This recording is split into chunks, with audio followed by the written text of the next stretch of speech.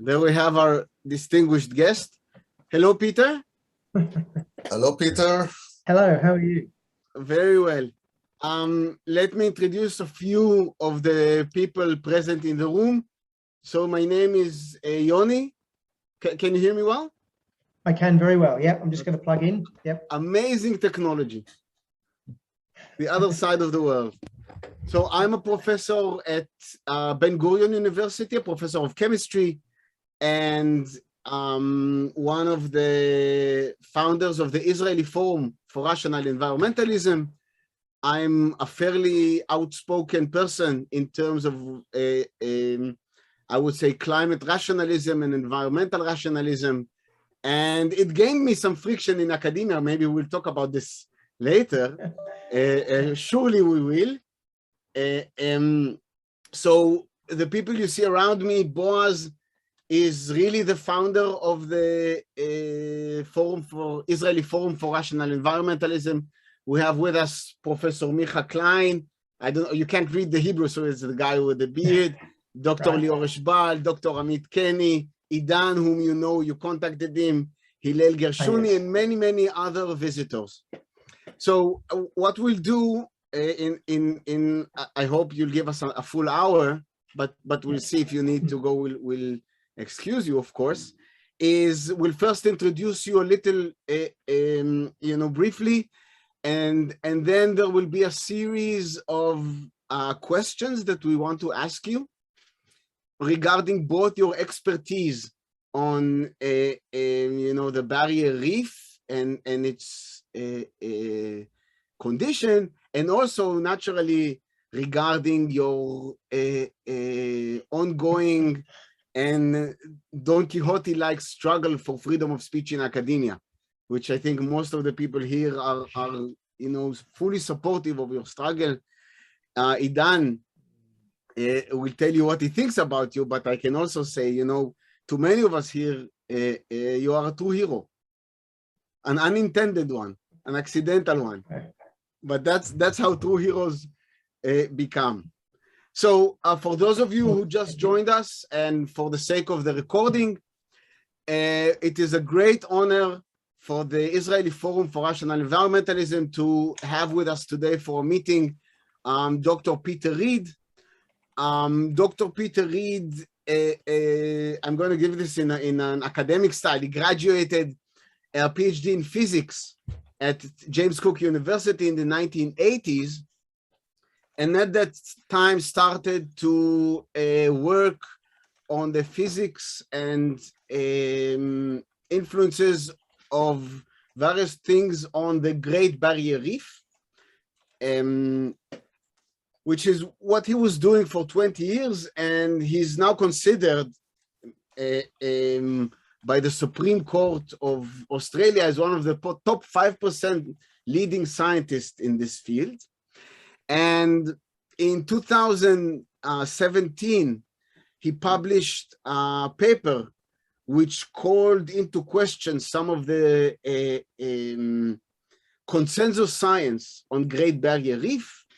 And this led to a series of events which finally resulted in a case which went up to the Supreme Court of Australia regarding the firing of Professor Reed from James Cook University.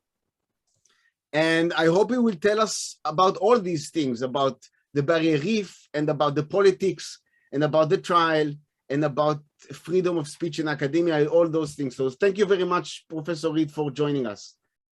Thank you very much. So the first question which has to be asked is, can you please briefly tell us what happened? Well, I've been working on the Great Barrier Reef for 35 years, and we were sort of the experts on the movement of sediment because, the Great Barrier Reef is supposedly being killed by climate change, but they're also blaming the farmers for killing it. And we invented the instruments for measuring sediment moving out onto the reef. This is mud, supposedly smothering the reef. And we proved that this was ridiculous, but all the other scientists said, no, mud is killing the reef, even though we had all the measurements. And I slowly started to realize there was a major quality assurance problem in the scientific institutions. And I wrote this paper saying that there's huge quality assurance problems. I referred to the replication crisis, where it's now pretty well established that about 50% of the peer-reviewed literature is wrong. And essentially the university hit me with a whole bunch of misconduct allegations. They totaled 40 in the end for saying various things about the quality assurance of science and various other things. And I ended up being told to shut up, and I decided, no, I'm not going to tolerate that. So we took the university to court. The university fired me. We then won in court in the first round, but we ultimately lost in it's the High Court of Australia, not the Supreme Court, which is the highest court. And the irony is that we won on the major grounds. So we won on the fact that the university shouldn't have been able to silence me, but it's like one of these funny legal loopholes. According to my work contract, the university was allowed to fire me for talking publicly about their illegal behavior. So in the end, we lost the High Court, even though we won on the major points. And it's become a big thing in Australia now. And some people are saying it's a big win for academic freedom of speech. We can talk about that if you wish. We will. So, of course, we want to hear all about this. But first, because we have, with us one of the most distinguished experts on Barrier Reef, can you summarize to us, how is the Barrier Reef doing? I certainly can, because every year the Australian Institute of Marine Science does surveys on about 150 of the 3,000 reefs of the Great Barrier Reef. Remember, the Great Barrier Reef is way bigger than Israel, right? And they survey a significant fraction of that. And this year, the amount of coral in the Great Barrier Reef is at record high levels. Now, this is despite supposedly having 3 unprecedented, devastating bleaching events from hot water in the last 5 years. It's never happened before, supposedly, killed a huge amount of coral, and yet we have a record amount of coral on the Great Barrier Reef. And to me, that just says it all, that clearly some of this so-called science couldn't have been true if we've now got more coral than we've ever had since records started in 1985. So one of the hottest issues on the planet today is, of course, climate change. We are amidst the COP26 conference in Glasgow. So can you say something about the relation between the status of the Barrier Reef and other reefs around the world and increased temperature, and what are the risks and dangers or benefits? I don't know. Well, the incredible thing is the reefs have been used as the poster child for, how climate change is bad. And if there was any organisms that is better able to deal with increasing temperatures, it's corals. They really are easily able to deal with it. And, the best coral is found in the hottest water. Almost all the corals on the Great Barrier Reef are found in water near the equator, which is a couple of degrees hotter. And those corals grow almost twice as fast as the corals on the Southern Great Barrier Reef. Now, corals have this, corals is made up of a lot of very little, what they call polyps, which is an animal. And inside that, there's an algae. And they can actually change the type of algae with it living inside them. That's called bleaching, in fact, to deal with hotter water or colder water. And this is what corals do. They do it all the time. When you hear of bleaching events on corals, the coral has chucked out that algae, and then it usually doesn't die, almost, only maybe 1/3 of the time it dies. Usually it will then live and bring back a different type of these algae that's floating around in the water, and that can then allow it to go with hotter water or colder water. So corals can change their ability to temperature literally within a few months, whereas most organisms need, many generations of natural selection. So it's quite incredible that corals are regarded as a poster child for climate change. First of all, I have to say that it's clear that you are enjoying talking about this. And and I can relate to that. One last question about science before we go a little bit into politics and scientific politics. So we hear a lot about ocean acidification, which is a bad a way to say that oceans are becoming a little less alkaline. Yeah. Can you say something about that and the relation to marine life in general and corals in specific?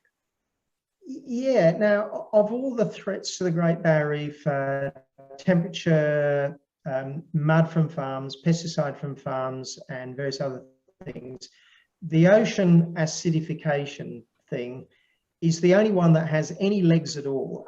You know, there's some data that seems to indicate that corals slow, but there's also other data that indicates it makes no difference.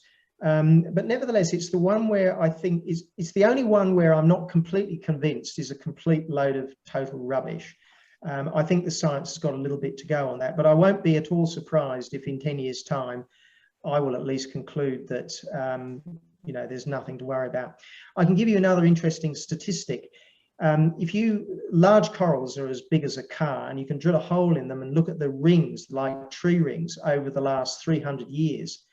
And the coral growth up until 1990 was significantly higher than it was 150 years ago. Now, what's happened since then is a huge question. One institution claimed that it's collapsed. We've corrected their work, and we think it's stayed the same. But generally speaking, over the last few hundred years, there hasn't been a significant change in the growth rate, and acidification should slow down the growth rate if it's happening. I have just a follow-up question about this. Hello, Peter. I'm Idan. I'm the one who contacted you. As Yoni said, you are a true hero of mine. I'm not a scientist like most of the people here. I am a communicator, influencer of the community. I think I wrote the first piece in Hebrew about your case, and I think tens of thousands of people in Israel for the first time were exposed to your story. So I just have a question about this, the acidification, because we know from geologic history that the concentration of CO2 in the atmosphere used to be in the thousands of ppm. So wasn't it the problem back then much bigger problem? Exactly. So there's a lot of evidence that indicates there is not a problem. If you look at the corals living next to volcanic vents, various other places where the pH changes. So the ocean acidity, the pH, changes from day to night by about 0.4 pH units, which is considerably greater than the change that's occurred in the last 150 years, which might be 0.1 of a pH unit. So there's huge changes naturally in the ocean on a coral reef. So there's a lot of information that tends to indicate that the ocean acidification is not a problem.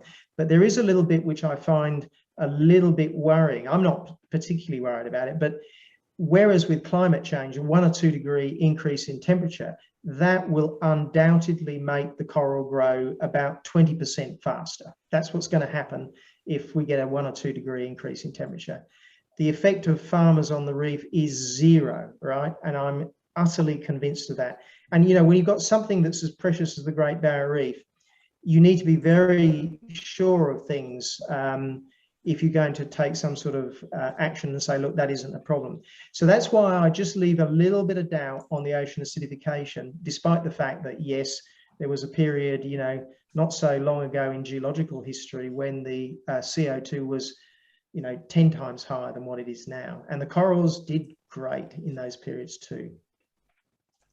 Yeah, we have, I think, the northernest reef in the world. Is it true? In a lot in the Red Sea? Yeah, and it's also an issue here, and people think everything is collapsing, but I think our waters are much warmer than what you have down there, right?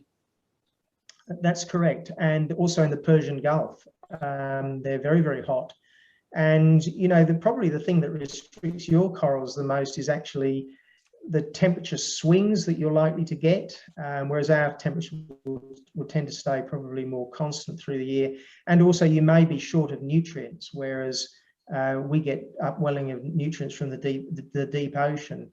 But look, there's places all over the world where the corals live very successfully, many, many degrees hotter than on the Great Barrier Reef. And yet these so-called experts on corals will claim that all the reefs around the world, you know, 99% of the corals around the world are going to die with a 2 degree increase in temperature.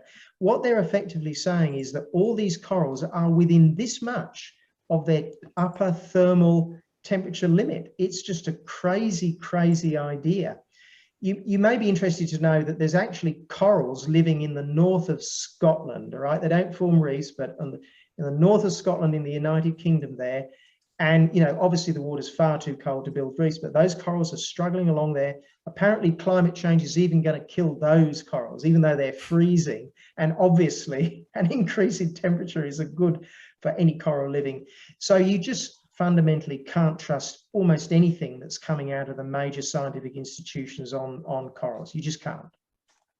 I want to comment. I checked for... Introduce yourself, please. Okay. I'm Dr. Amit Kenny.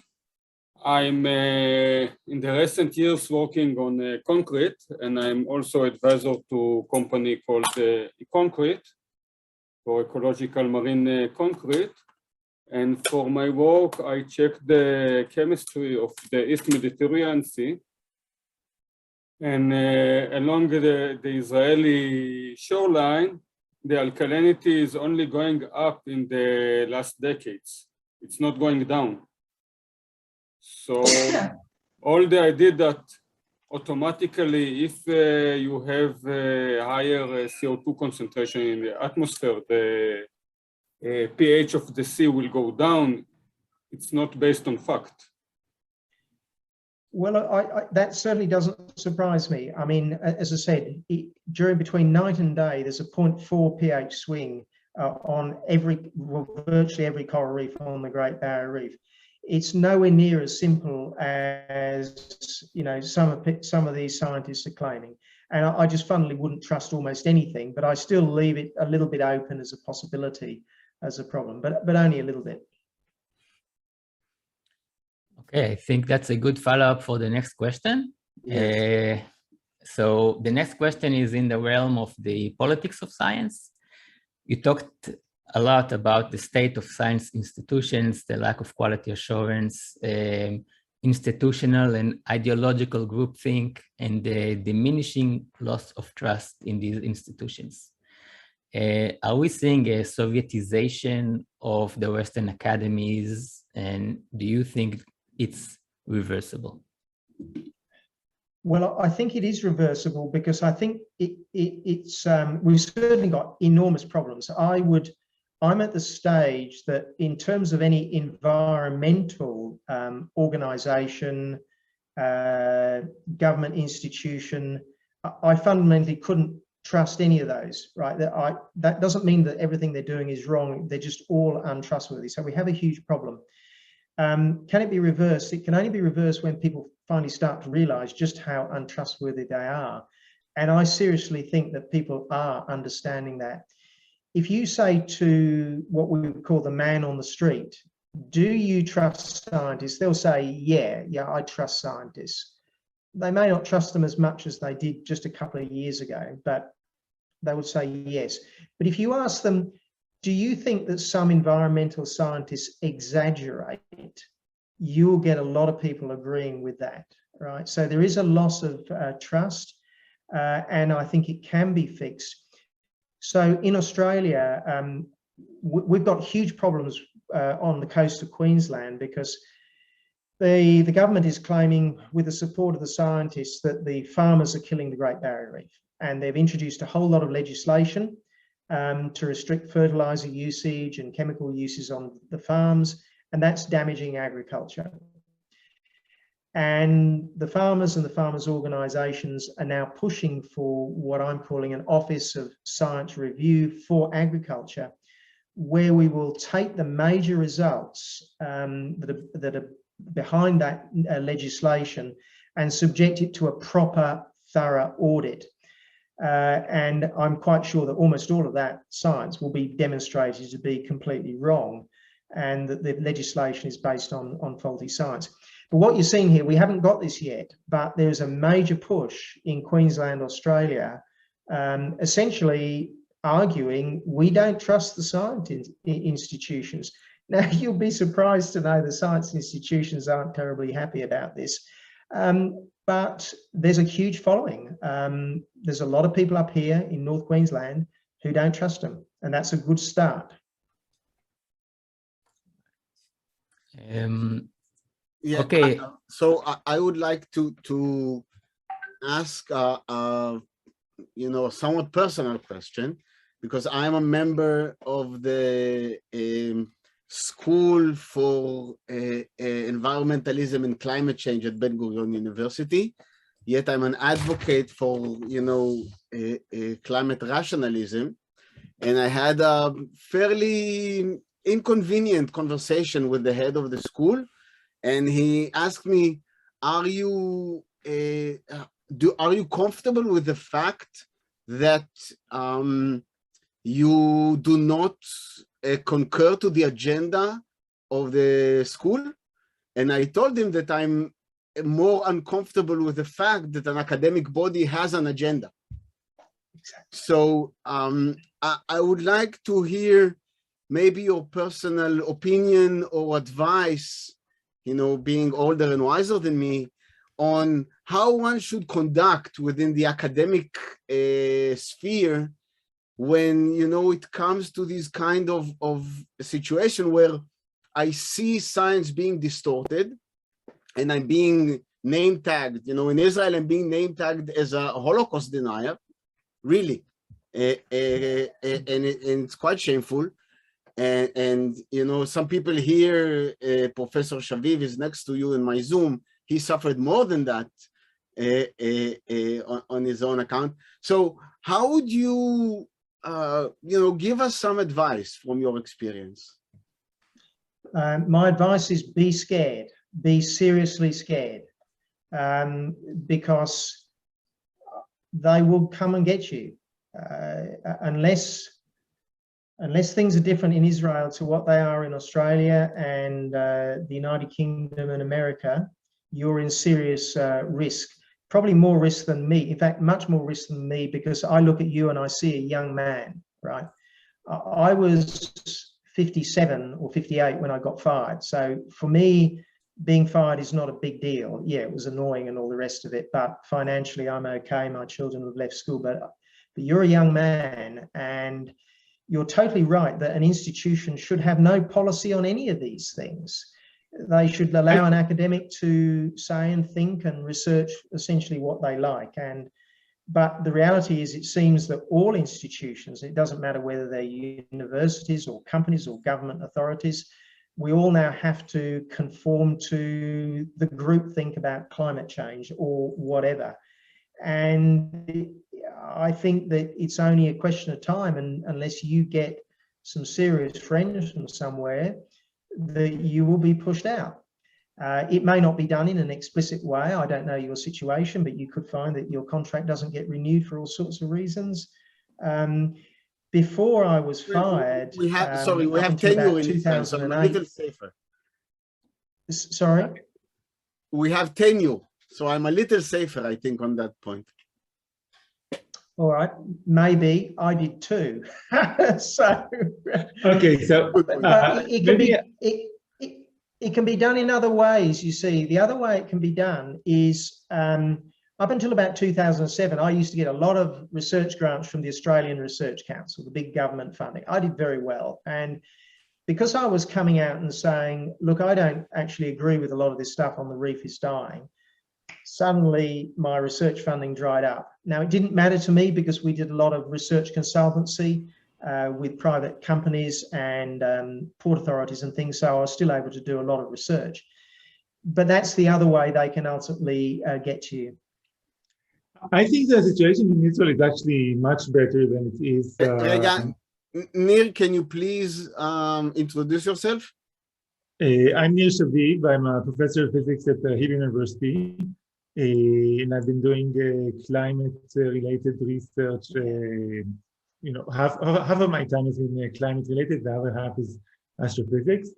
And I'm working primarily, like the climate-related research is trying to understand what the effect that the sun has on the climate. We see that the sun has a large effect. And the mainstream climatology is, of course, ignoring it because it means that they have to change their polemic. But I'm interested in understanding exactly how this relation comes about. Anyway, back to the previous point that we were discussing. I think the situation in Israel is much better in the sense, first, as Jonathan said, we have tenure here, and it's extremely hard to fire people. I mean, I was the head of the faculty union, or like the head of the coordinating council of faculty unions in Israel. So I know how things work, and it's extremely hard to fire anyone here, even if he says the nastiest political statements. And we have more thorny issues here in Israel, and people on the right and left have been saying weird things, and you cannot fire them. So in this sense, it's okay. I think it is you're going to suffer. It's going to be harder to get funding if you try to voice non-conformal views.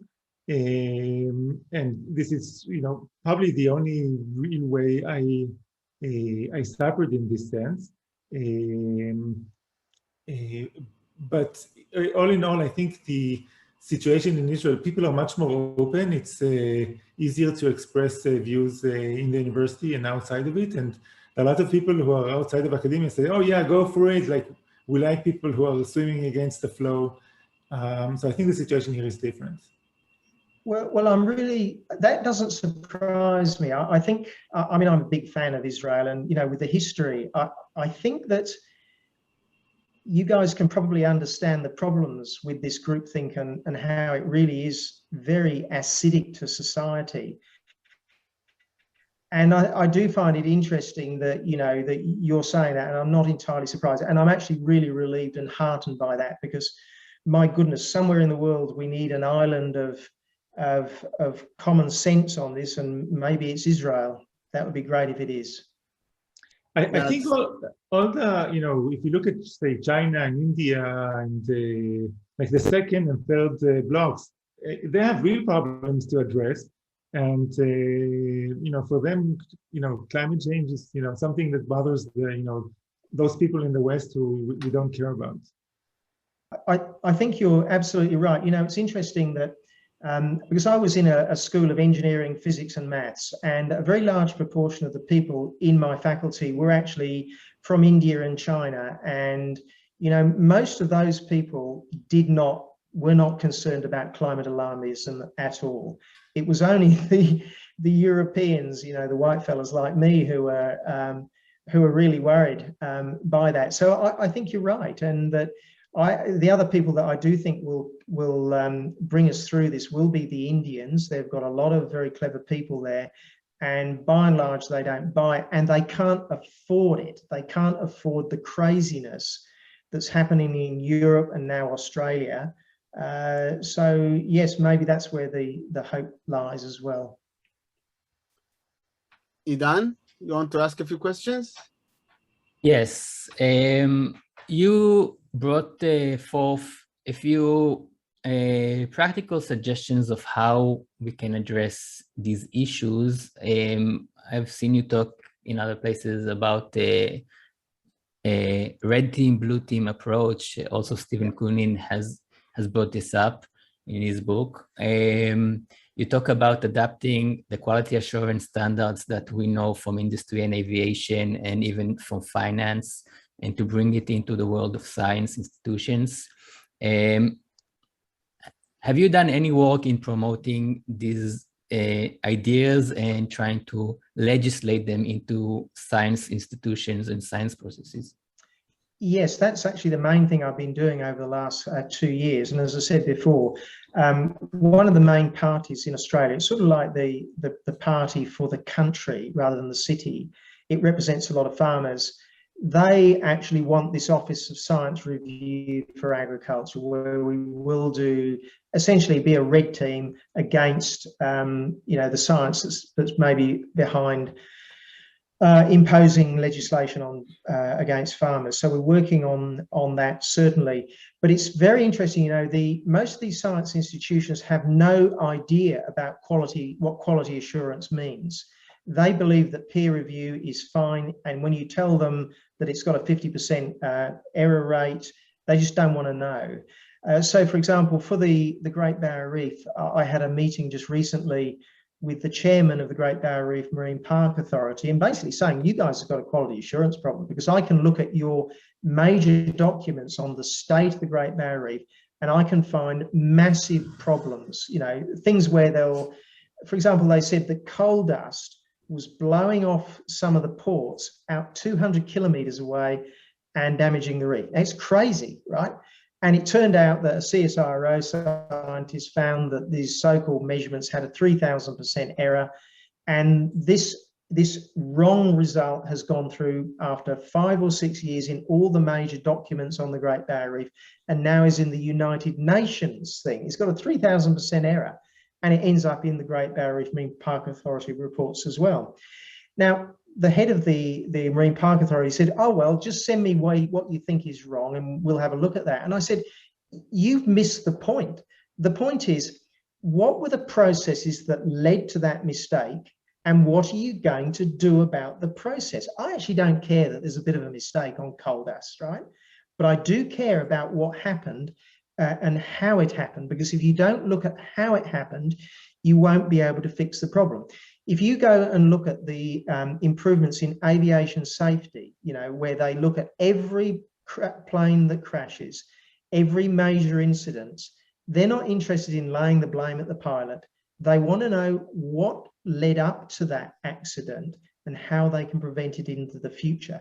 And it's the same with the way Toyota have led the world in producing very high quality manufacturing. You have to have a process in place. And frankly, these institutions have no idea. I was introduced to quality assurance in industry because we did a lot of measurements for dredging operations, and we had to have quality assurance. If we got the measurements wrong, we could lose a huge amount of money. And that introduced me to them, but most scientists have no idea about it. Right.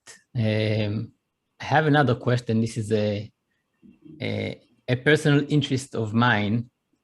I must ask. Australia and China relations are very, very tense over the virus and trade and aggressiveness in the South China Sea. And recently, Australia has been ambushed in the UN UNESCO committee by China over a supposed environmental mismanagement of the Great Barrier Reef, with a clear intent to discredit Australia's global image and to harm its tourism sector. I'm personally always fascinated how this agenda of new environmentalism and the climate alarm is being weaponized to serve the interests of China and also of Russia in the case of Europe against the West. Is this just my imagination, or every time you connect the dots, it leads back to China? Well, in this case, no. The Chinese basically are not necessarily greatly to blame here. They're making use of an inconvenient situation for Australia. They're making, causing all sorts of problems for us. But you've got to remember, who gave the Chinese the ammunition? Who told the Chinese that the reef is being killed by farmers, that it's being killed by climate change, it's being killed by coal, and that we're not looking after it properly? It was the Australian scientific institutions that look after the Great Barrier Reef. We were the ones who did this ridiculous science, because it's not real science, We told the world that the reef is almost dead. And the Chinese say, well, thank you very much here. We're going to cause as much problems as we can because you gave us this free ammunition. So you have the unedifying spectacle of the Australian Environment Minister begging UNESCO not to declare the Great Barrier Reef as endangered, when the major scientific institutions in Australia are saying the Great Barrier Reef is endangered. So I don't blame the Chinese for saying, thank you, we'll use that ammunition against Australia. But these institutions are not penalised in any way. They're still not properly checked. But we're working on that. And I do think that sooner or later, these institutions are going to be brought to heel. We are going to get this Office of Science Review, and we will be able to demonstrate without any shadow of a doubt that much of the work that they're doing is complete rubbish. It's the only way to describe it. I would like to enter here with a question, which is a bit of a follow-up, but it relates also to this question and to other questions, because we keep hearing, you know, the agenda of institutions or claims made by the institutions and so on. And, you know, I teach a course on the methodology of science, and this course, you know, I've been thinking a lot about this, and really science is just a methodology which is based on the fact that scientists are individuals and not a collective institution. This is kind of the major thing here. But here is the question. So me and you and Nir and other people in the room here are trying to do the best science we can in the specific field of our own interest.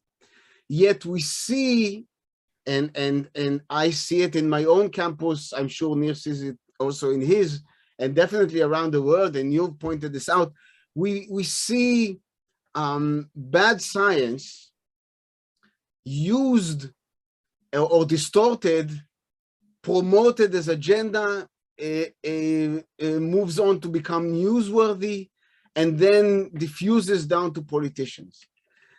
How do we fight it at the level of the single investigator within our campuses?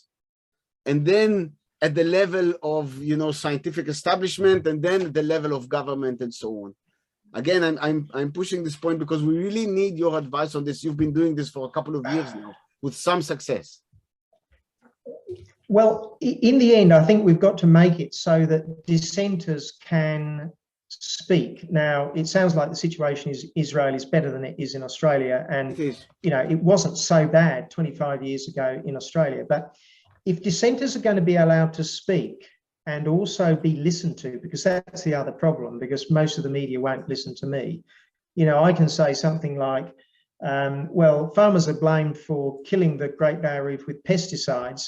But when you actually look at the measurements of pesticides on the Great Barrier Reef, they're so low, you can't even measure them with the most accurate scientific equipment. That's just how ridiculous it is. But I can't get that sort of thing into the media because I'm regarded as some sort of just way out person. But if you fund dissent, and that's what this Office of Science Review is about, is one of the things which we're after, then if it's government funded, if I'm a government funded dissenter, and there's a real problem with that whole concept, by the way, but anyway, then people can't take you and just cast you aside.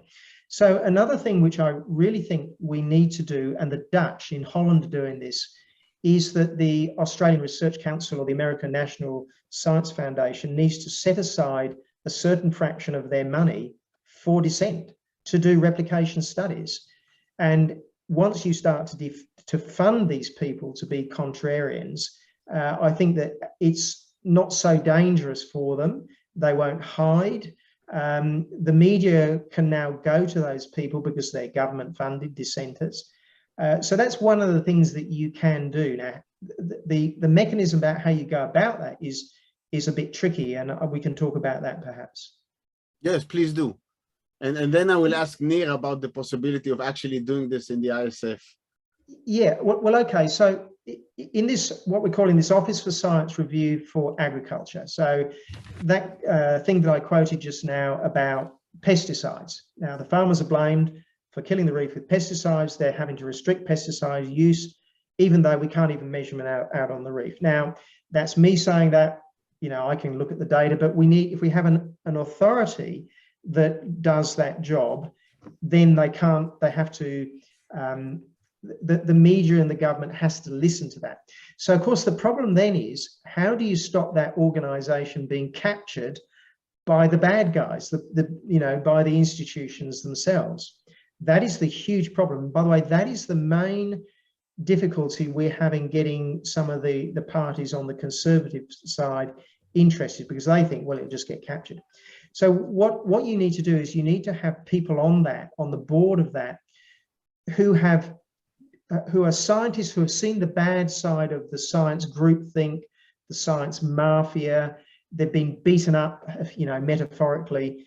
Maybe they've had some of their research which wasn't accepted at some stage, but then in the long run they have been accepted, and they're now really good scientists who are accepted by the scientific community. They're the sort of people. I'll give you an example. There's an Australian Nobel laureate called Barry Marshall. He discovered that stomach ulcers are caused by a bug, a bacteria. And originally the whole group think, you know, 97% of stomach ulcer scientists said, no, ulcers are not caused by bugs. And he was just ridiculed. But after a few years, everybody realized that he was right, and he got a Nobel Prize for it. So we need people of that sort of nature on this Office of Science Review, because they understand the bad part of the science institutions, the groupthink, but on the other hand, they've been rehabilitated and are now scientists of very high standing. I'm not sure that it's working, because the Nobel laureate that they tried to fire from the Technion for his finding, and we see him in the other side of the environmentalist. Yes. So it's not a guarantee. Look, you're right. The people have to be picked very carefully. But that's the type of person that I'm talking about. Somebody who has seen the bad part of the scientific groupthink, but then has been rehabilitated, so that, you know, I'm not rehabilitated. I'm still an outcast, so I can't be involved in that. But maybe sometime, you know, somebody like me who's been an outcast but then come in, they're the type of people you have to stop it being captured. So, for example, with this Office of Science Review, this party called the National Party in Australia, apparently they're getting a lot of pushback from the public service. And I said, well, of course you're getting pushback from the public service. The scientific institutions, they hate the idea that we're going to check those institutions. And what I said to him, what you really want to be scared about is when they say, oh, we're going to help you set this thing up, right? Because as soon as they say that, you better be scared, because they're going to take it over and they're going to stack it with people who will do exactly what they want and not what needs to be done. So this is the business. It has to be independent. So we're actually suggesting it should be not, this Office of Science Review should not be in the Science Department of Australia. It should be actually in the Auditor General's Department. They do financial auditing, and they understand independence the way scientists pretend to be independent, but they don't actually. May I mention something, and then I'll move it to Micha, to Professor Klein. My name is Boaz Arad. I'm honored to be in this event, and I wanted to mention that Israel paid with blood of thousands of casualties in the Yom Kippur War, 73 war, by falling into a group thinking and conception that there are no chance of war whatsoever. Even everything was messing around us. So in Israel, part of the results of this war, that in all the military structure and the intelligence structure, we always play the devil advocate, and we have the team B, and we put the opposing view into test and give them a fair hearing, and so on. So I think that we did learn something here, and it's ingrained within our DNA in some way. and possibly it will be easier to implement your program in Israel as well. And I hope that this forum will lead the way to move it forward. And yeah. That makes total sense. And I often give the military, examples of the red teams and the blue teams. And yes, you see, you're in a situation that you can't afford the fantasy that Europeans and Australians, we can be in fairyland and we're okay. You've got all sorts of problems that we don't have that makes you have to be real. And look, I tell you what, if Israel could get this Office of Science Review up and running, then other countries can copy you. So I'd say, go for it if you can, because it will make our job easier. Can I add that the British UK Parliament has also got an inquiry going on the science replication crisis. So there is moves right around the world. It's in America, it's in the UK, it's in Holland, and we're probably a little bit ahead of them, at least in the state of Queensland as well. Yeah, maybe Professor Klein, introduce yourself and take the lead. I am Professor Emeritus Micha Klein. Used to work for the last 40 years on coastal geomorphology, mainly in the coast of Israel. Yeah. Now, I can't recall the name, but your case is not the only case in Australia. I do remember that a few years back, there was a climatologist who also spoke against the agenda of global warming, and he was fired from his university. So I know at least two. Is it a normal procedure in Australia to fire people on the background of their agenda? That's a comment to you, and I would like to add comment to Amit, who mentioned the increase in salinity of the Eastern Mediterranean. That is mainly in the last 40 years since the Egyptians enlarged the Suez Canal. And there is a discharge of 100 million cubic meters a year from the south, from the Red Sea, which is a bit more saline than the Mediterranean. And on top of that, they stopped the 100 million cubic meters a year from the Nile. So yes, the salinity of the East Mediterranean is changing. Yes, the funny thing is that in the reports of the Marine Research Institute, they blame everything on climate change. What I told you are the facts. Maybe I know, I agree. I say that their interpretation of the results are completely ignoring these things. Well, it's exactly the same here. Of course, everything's blamed on climate change. Professor Klein, you're right. There was another scientist fired for his view. Well, he was pushed out of the university. He was actually one of my colleagues, Bob Carter, at James Cook University. This was unheard of even 10 years ago, certainly 20 years ago. So this is a modern problem. You're seeing it all over the world. It's cancel culture out of an extreme form, people losing their jobs for what they think and what they say. Yes, Idan, would you like to follow up on that? Yeah, I want to go back to how we can improve on the situation. Your suggestions, I would classify them as solutions of hard institutional power. And I think what is also missing is some soft power. We don't have any soft power to our side of the argument. I think the public is not getting our messages because we don't get the platform. I think there are many people who think along our logic, but they feel like islands in the stream. Yeah, they are alone, and we are facing a fear culture that you are not allowed to express your views. And I feel that the opposition is always playing offense, and we are always trying to play defense, but every time we push back, they don't really have good answers. And we get to convince more people, and their method is to avoid these situations and not to give us the platform. So I think we also, on top of your suggestions, which are fantastic, but it's a long cycle to get this done, we should develop more soft power in terms of communications and in terms of getting all the rationalists of the world to unite, okay, and to institutionalize it in a way that we are sharing information, we are sharing each other's stories, we can share resources.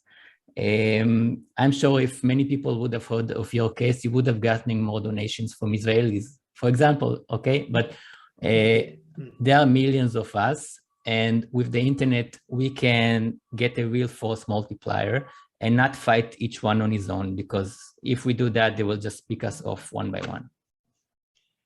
Look, I think you're absolutely right there, and we do need to do that. We certainly can't get into most of the media.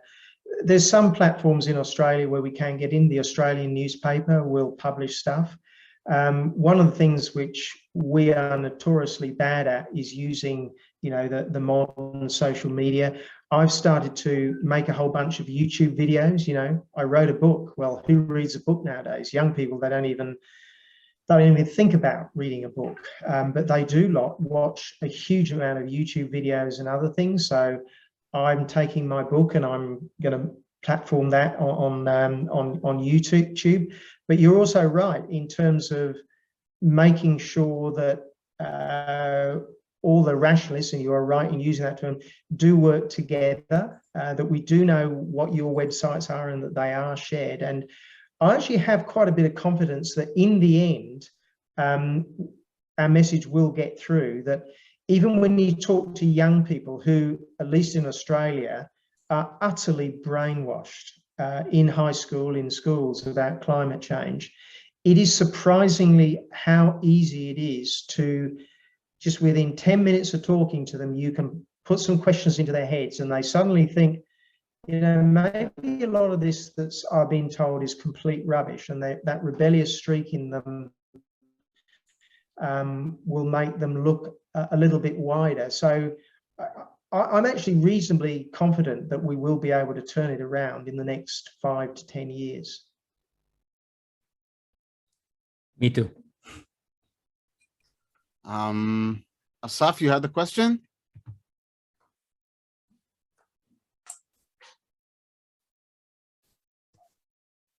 Asaf? He's on mute. He's on mute. Yeah. אתה על mute. Trying to unmute you. You need to unmute yourself, Asaf. Okay, Okay, now. Asaf, introduce yourself quickly. Yeah, And then, because we have last few minutes. Asaf Maiblat from Israel, currently in Eilat. I'm a physics teacher. I was a student of Nir Shaviv many years ago, and I know Professor Dubi. So I wanted to comment on what you said before about the third world countries, people from China and India that don't have the luxury to be involved with global warming all day. We can see that the United States, of all places, is descending into poverty in alarming rates. They have real shortages and all the problems involved with that, and Europe is going that way too.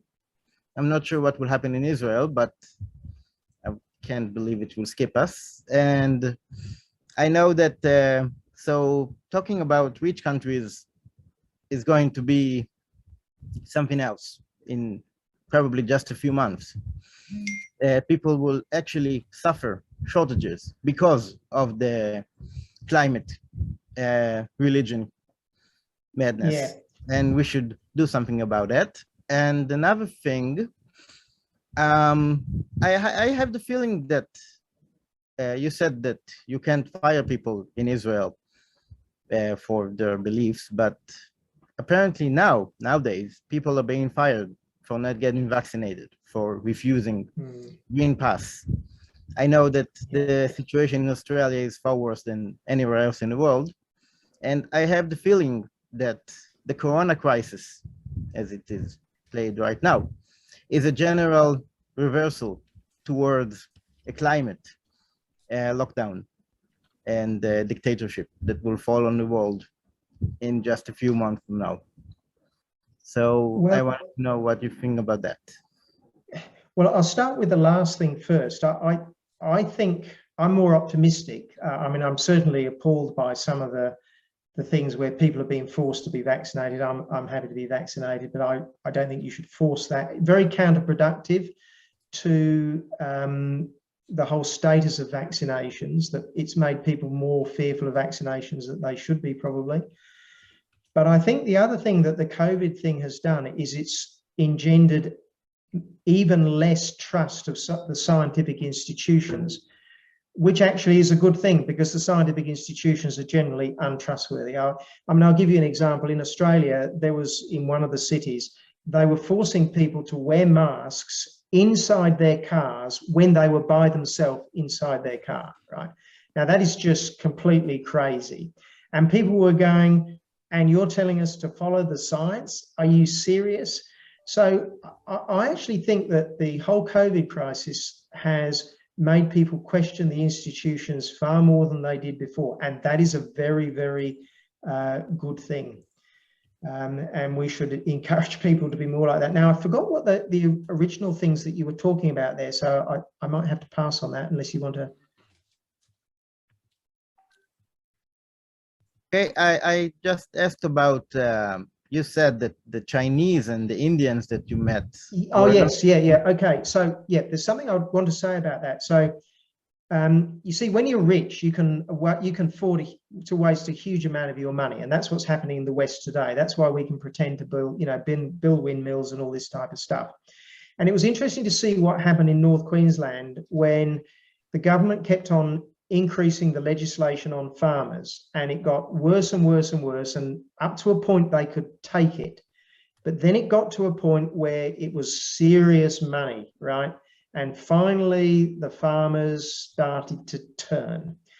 And this is possibly, hopefully, what's going to happen in Europe and in Australia, where the price of fuel is going to go up, the price of heating oil is going to go up. They're going to be told they can't fly. They're going to do, and then suddenly this gets real, and it affects the average person. And then the average person who's been, all right, we'll just go along with this. There's not much we can do about it.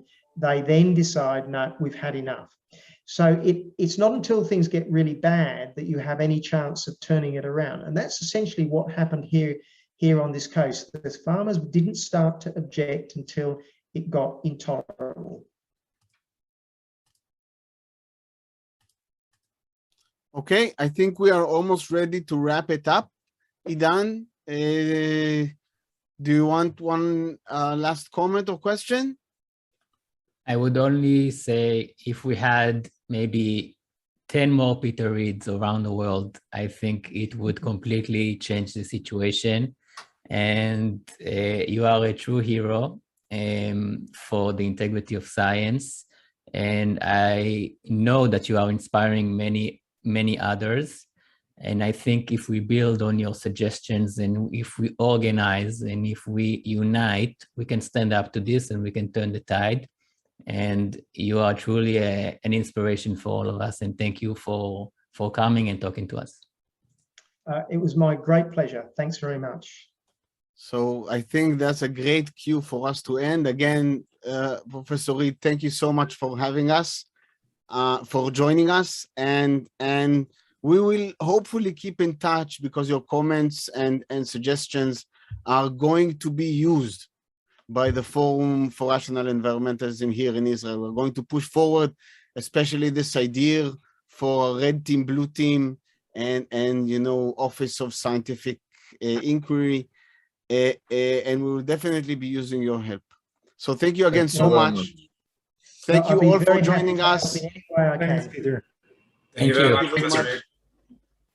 Thank you all for joining us. Thank Boaz, you all. final Thank you all, and you are welcome to follow Musag Yarok on Instagram and the Green Blog and the Forum for Rational Environmentalism on Facebook. And we'll try to be better on the social media as well and spread the word and disseminate more information that could be useful in order to straighten our thinking and check our premises. So thank you, everybody, and have a great day. Thank you very much. Thanks very much. Bye, everybody. Bye. Bye-bye.